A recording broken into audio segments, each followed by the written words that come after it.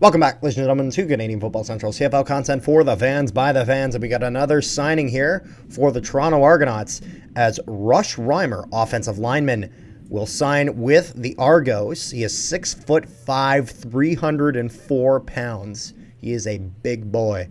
23 years old. He's from, I believe, Washington.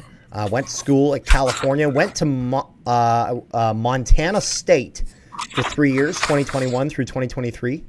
And then he played in 2024 for California, for the California Golden Bears, in which case that they had done like relatively decent. They had a 7-5 record overall. And then Rush Reimer had spent a bit of time with the Buffalo Bills. Now, with that, Rick, was he on like the practice roster, or did he play any preseason? He was. He didn't play any games, so I'm assuming that he was on their practice roster. Yeah. Yeah, no, I'm just trying to look here for information regarding him because he's listed as a guard there. I mean, that will help. Let me look at Toronto's. Yeah, because I looked at Toronto's thing and it didn't say much. If I look at the California Golden Bears, like their news for their college, Bills released former California lineman Rush Reimer. Reimer was a starter in his one season with the Golden Bears and was signed by the Buffalo Bills as an undrafted free agent in the spring. This article was done August 4th of this year by Jake Curtis. And let's see here.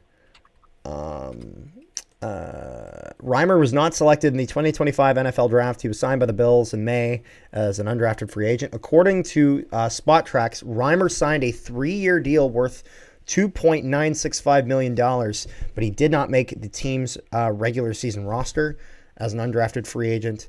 He was a long shot to make the active roster, so probably didn't make much, if anything, of that big contract that he signed. But it says Reimer can now try to sign with another team or join a practice squad for the 2025 season. So, of course, he goes and signs with the Toronto Argonauts. Firstly, he's a big guy, 6'5", 300 pounds. Just that is like you think of like big casts from WWE. You can't teach that, you know. Yeah, it's one of those things where that type of big boy does not grow on trees. So if you can get a guy like that to get his technical skills down, there's a lot that you can do with that. Now, California, if we look at their 2024 record in regards to their offensive line, they were pretty much middle of the pack for the ACC. So the ACC, there's a lot of, just so for those who are wanting to know the colleges in the ACC, these are all the colleges listed in order of their best offensive line in terms of the amount of sacks they gave up, the least amount, to the worst offensive line. So there was Georgia Tech, Wake Forest, Virginia, NC State, Stanford, Florida State, Syracuse, Boston College, Louisville, California, Clemson, Miami, Virginia Tech, Pittsburgh, North Carolina, SMU, and Duke. The California was, let's see, 1, 2, 3, 4, 5, 6, 7, 8, 9. They were ranked 10th out of 11, 12, 13, 14, 15, 16. So they were 10th out of 17 in the ACC conference. The best team was Georgia Tech. They gave up 18 sacks for 128 sack yards lost that year. And Duke was the worst with 44. They gave up 231 sack yards lost. California gave up 35, so kind of right in the middle of the pack with 204. So with 214 sack yards lost. So they have a high amount of yards lost from their sacks, but they're middle of the pack in terms of the actual number of sacks they gave up. So a pretty decent O-line, not the best, not the worst. Rush Reimer, very much part of that. He was a guard for them. I imagine that is going to be a position that the Argonauts are going to look to kind of add some depth at. Because if we look at their offensive line, even I have it their August 1st depth chart here when they played against the Bombers at Princess Auto Stadium from this year. Their offensive line from left to right was more Doxtator, Nicastro, Vandal, and Bossy.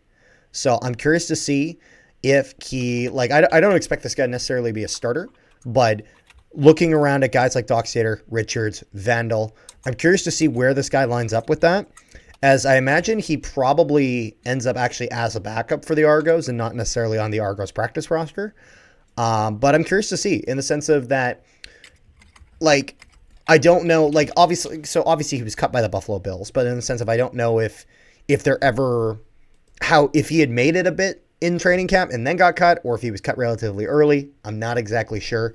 That's just where it's kind of hard to find that kind of information. But all in all, I'm curious to see what the Argonauts can get out of this kid. What do you think, Rick?